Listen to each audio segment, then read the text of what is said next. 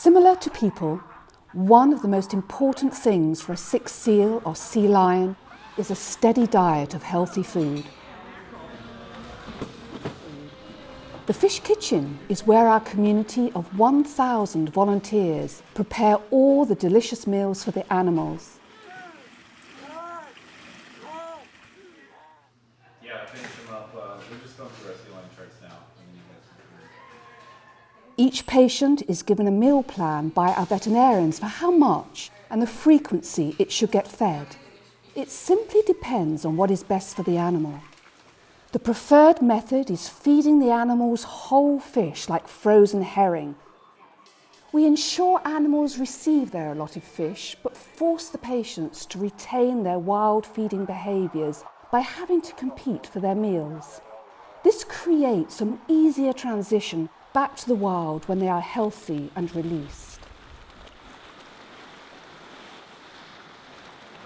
You always use cold water, right? Yeah. You never use hot water because of the bacteria. On a busy day, we might use 1,000 pounds of fish. A great deal of our time is spent preparing the food and feeding our patients on site.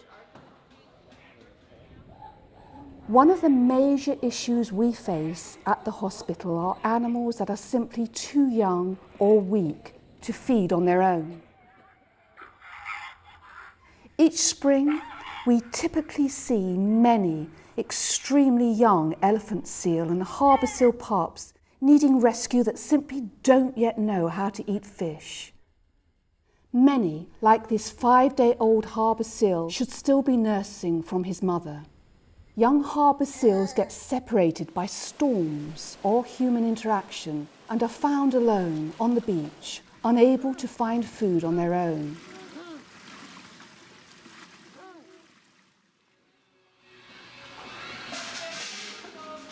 For these animals, volunteers must prepare a special formula to guarantee the young pup get all the nutrients needed to make a strong recovery. Volunteers mix combinations of herring, powdered milk to provide some of the milk nutrients it should have received from its mother, salmon oil to provide the necessary fat, and water to create a tasty fish milk shake.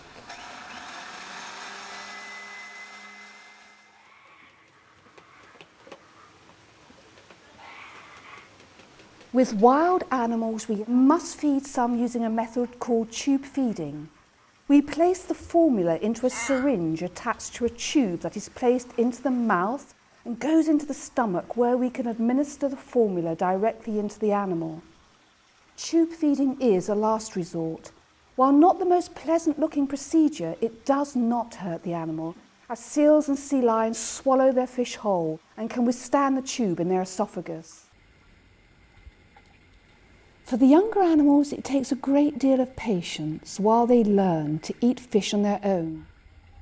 Each day, the young seals participate in fish school, where volunteers present fish to the animals to expose them to food they will catch in the ocean. Many of the seals are so young that this might be their first time seeing fish. Eventually, the pups learn to position and eat the fish on their own, therefore no longer needing the formula and graduating from fish school.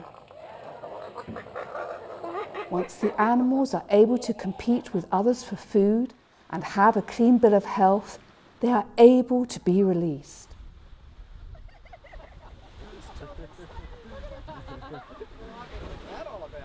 I think it's the best release when they come next.